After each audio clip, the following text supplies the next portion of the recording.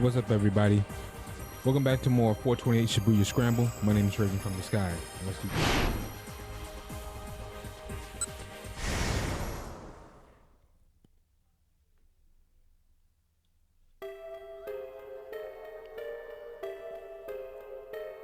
I'm going to start a ruckus.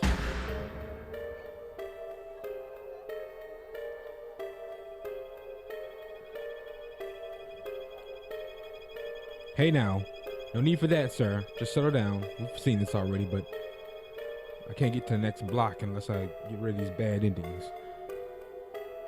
What doesn't like a cellular magic show now and then? Who? You've got 2 minutes. Hey, a minute can have passed already. 1 minute. Whoa. Just what kind of watch you got there? Tell me why the demo isn't starting. No real reason, really. The man was getting seriously flustered. I just, wanted folks to get to see a little magic show first. Nope, try again. 30 seconds left. Okay, all right. What happened is, the required merchandise, what happened to the merchandise? He gave the guy a dagger stare. It just, time's up. What? The man's face went pale.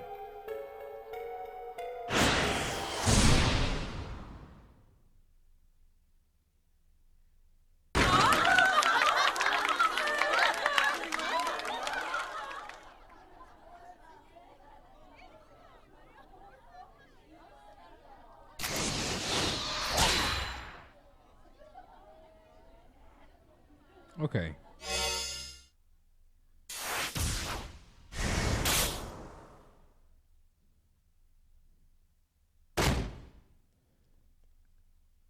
Oops.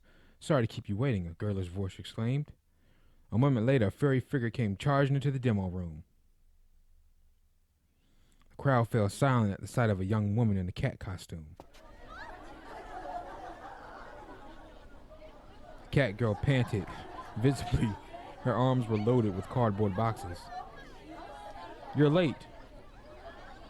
The event organizer snapped. What the heck have you been doing? Grabbing the newcomer by one paw, he vanished with her into the back room. The chubby-cheeked girl wrapped up her magic routine and hurried after them.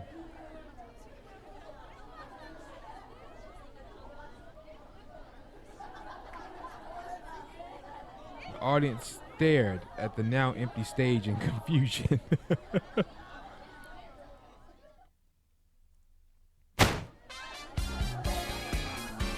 Several minutes passed before the organizer reappeared.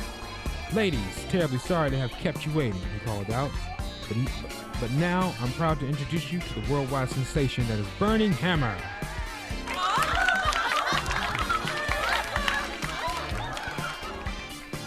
At his signal, the young woman and the cat appeared on stage.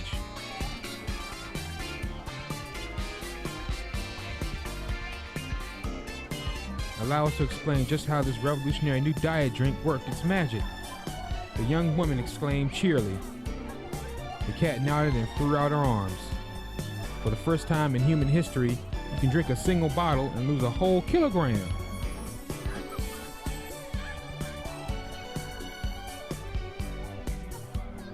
And with that, the sales demo was underway. A good 25 minutes behind schedule.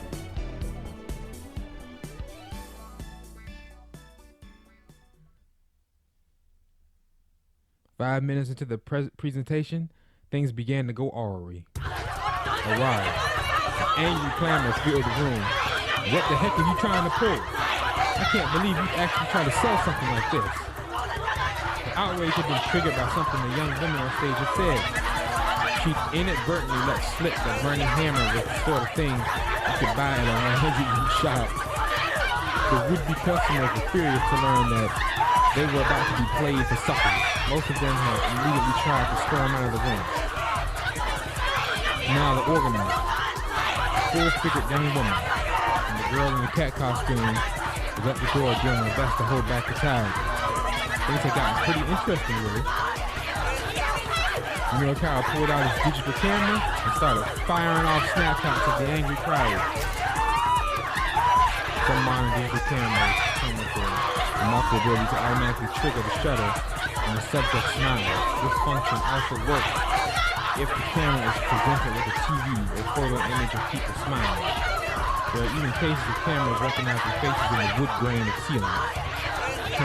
After all, if we can make out faces in the wood when we're gazing lazily up at the ceiling, we can't fault the camera for doing the same. Unfortunately, their frenzy was so intense that he was soon caught up, slow, and pushed out of the room. Fine. I guess I'll just need to do some interviews instead of getting pictures. Excuse me, he asked one woman. Would you mind if I ask you some... Shut your mouth! Oh my God.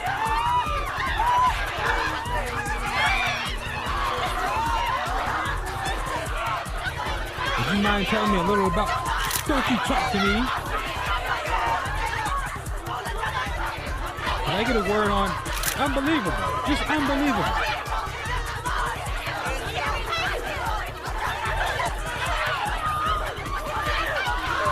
Oh man.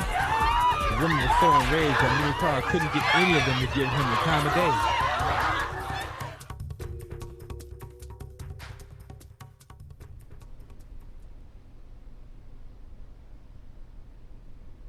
Before long, the entire crowd had surged out of the room and departed.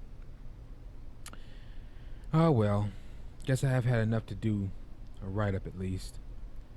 Though it would be nice to get a quote from somebody. He decided to try for an interview with the man who'd organized this fiasco. How did the guy feel, for instance, about his product scam falling through?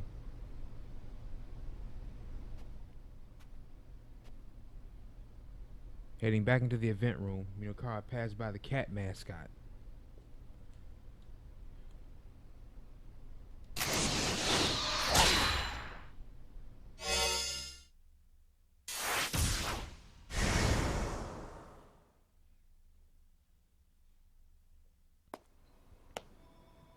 Out in the hallway, I passed by the man I noticed earlier.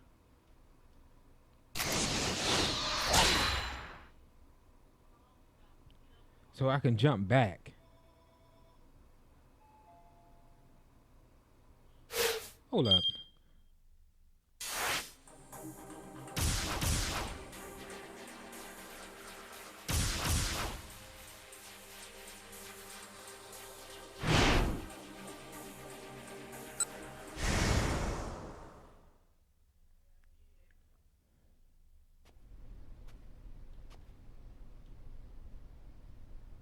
Cat gave him a tiny nod and walked off without a word. He couldn't see the face of the girl inside the costume, but she seemed genuinely dejected. That burning hammer had been a bust. Hey, I'm Minio Murakawa, a freelance reporter. I was wondering if I could have 5 minutes of your time. The organizer sat alone in the midst of this ruined displays. Oh, it's you.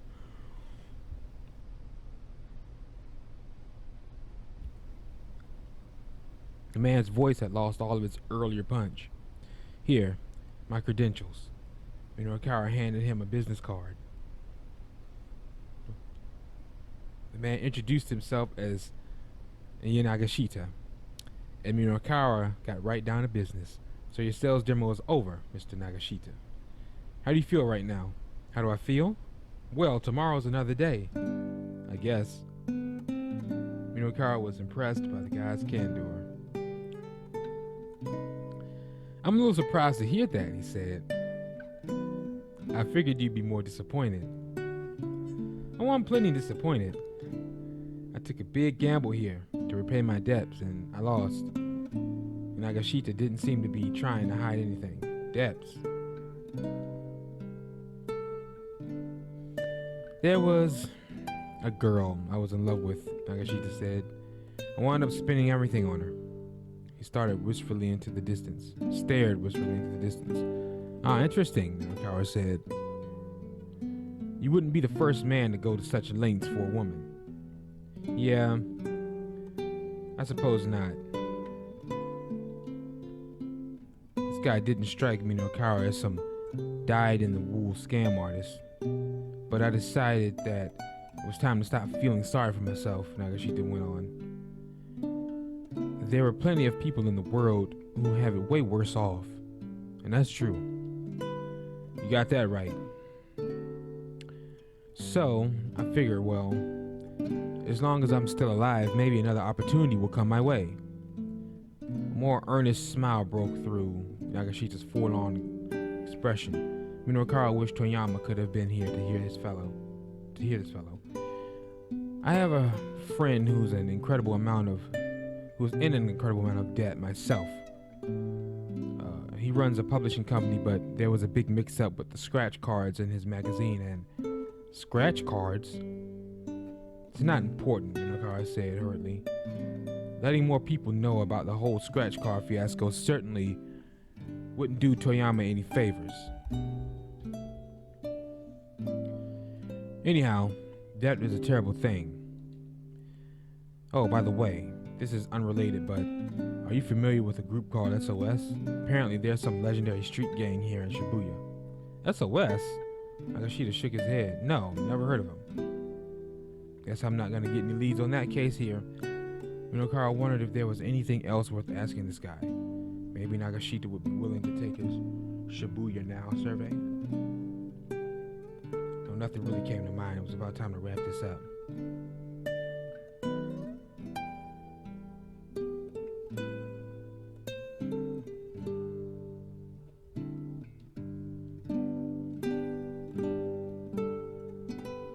Taking a little bit of burden off of Chiaki seemed like a good idea. I have another question. How do you feel about your life right now? Huh? How do you feel about your life? Your products aren't selling, you can't repay your debts, and yet you still refuse to give up, believing opportunity will come your way. How do you feel about all that? Nagashita paused and thought. I'd say I'm a pretty lucky guy. Minokawa was taken somewhat aback by that response. I haven't been able to sell any burning hammer. And sure, I can't pay off my debts. But even so, Nagashita looked Minokawa right in the eye. The two cute young girls I've got working for me have stuck with me through thick and thin. Sometimes maybe you just need to be content with something like that, you know? That was professionally forthright, Minokawa was surprised. And I mean, so what if I got debts? Nagashita went on. In the long run, none of that matters. Not really. Uh-oh. There was a knock at the door. Oh, excuse me a moment. I wonder who that could be. He opened the door and his face froze. Darn! Wasn't quite quick enough. Mr. Minokawa? Yes? You'll have to pardon me. I've had a little something crop up here, so if you don't mind. Oh, sure, not a problem. I've got other interviews I need to get to anyway, so I'll just... But Nagashita was out the door before Minokawa could even finish.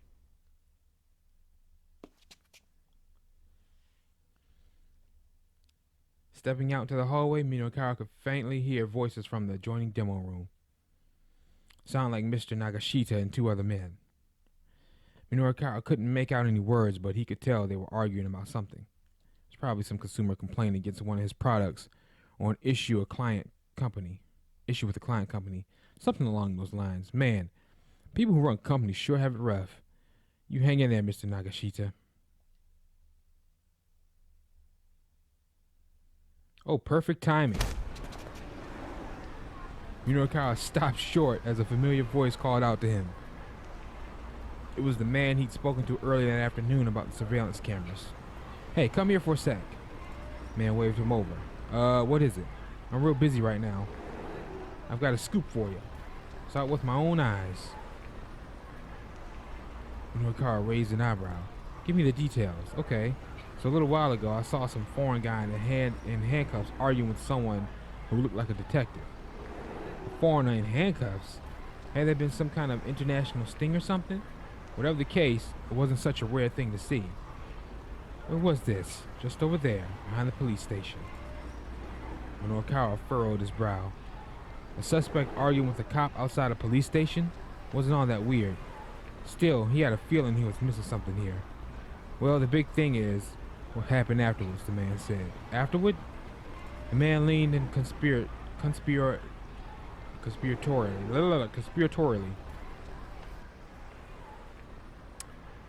The detective undid the guy's handcuffs and let him run off. What?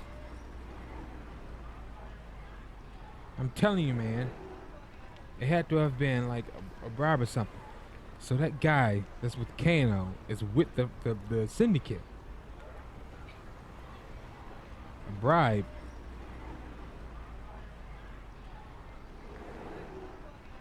That seemed unlikely. I swear, that's what it had to be. There was some wheel greasing going on. You're not making this all up, are you? He regarded the man coldly, but the guy still seemed quite legitimately worked up. It's all true, please. You have to report this to the police right away. Why do I have to? If you have a tip for the police, go give it yourself. Didn't quite manage to stop himself from saying that out loud. No, I can't. I'm no good when it comes to police. Besides, they're never gonna believe someone like me. Okay, so maybe he had a point there. But you're some world-class reporter, right? The cops will totally take your word over that of a random nobody. When O'Carroll didn't have the time to debate the point, it was easy just to make the call. He phoned the police to leave the tip. The man bowed repeatedly, looking pretty grateful.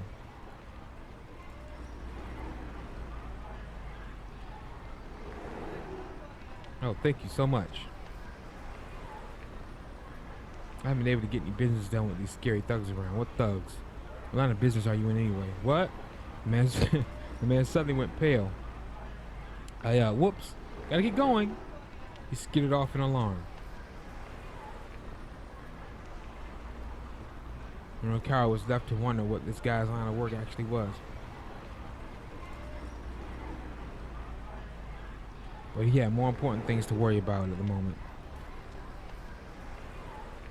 He hurried off in another direction.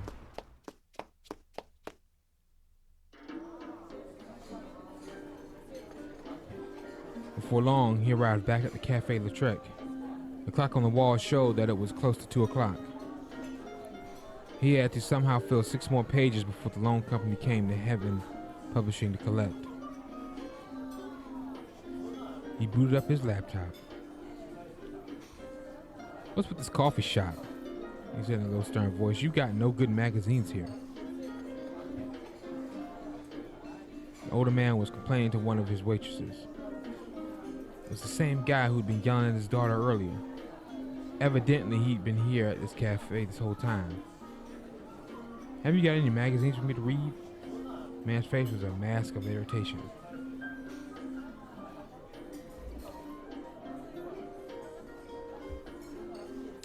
O'Carroll glanced at the magazines in the rack. They were mostly geared toward a younger reader.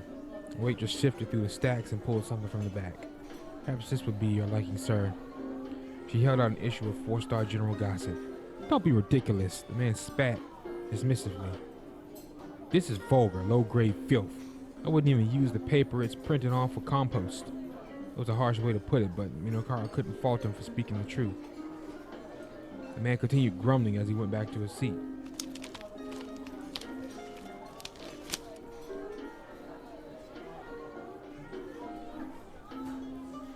O'Carroll headed over to the magazine rack himself and picked up the gossip. He opened the front cover and found the scratch card still inserted within. These things were still out there. It was bad news. Kano might end up even further in debt. Bah! O'Carroll yanked the scratch card out and tore it to bits. Sir, what are you doing? The waitress rushed to stop him, only for pieces to rain down on her like confetti. The magazine itself is still perfectly readable, O'Carroll said. There's no problem here. He strode back to his seat and gazed at his laptop screen. It still hadn't finished booting up. In the meantime, he decided to give Chaiki a call.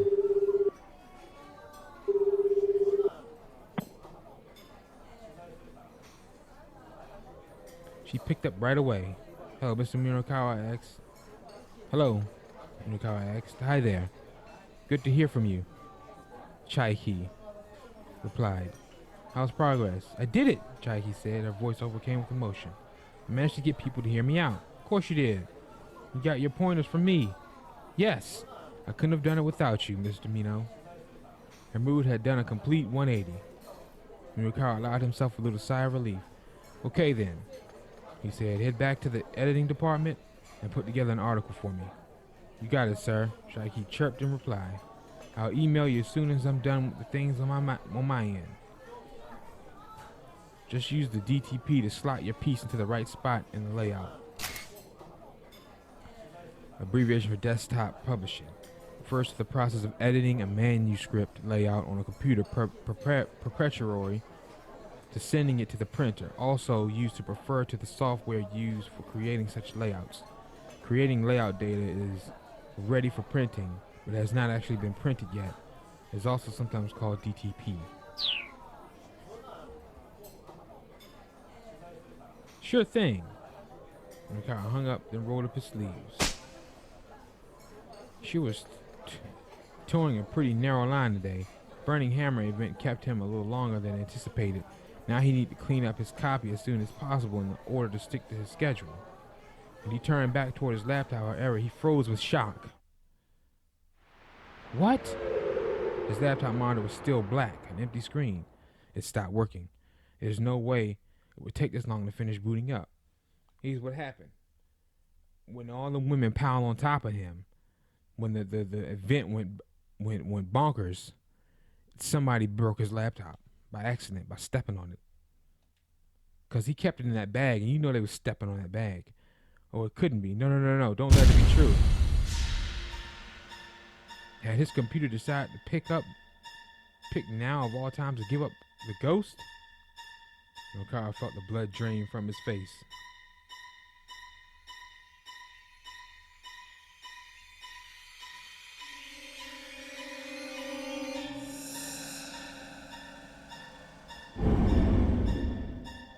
To be continued. All right, ladies and gentlemen. Thank you for watching. My name is Raven from the Sky. If you enjoyed the episode, drop a like and subscribe to the channel and the series grow. Take care, and I'll catch you guys in the next episode. Peace.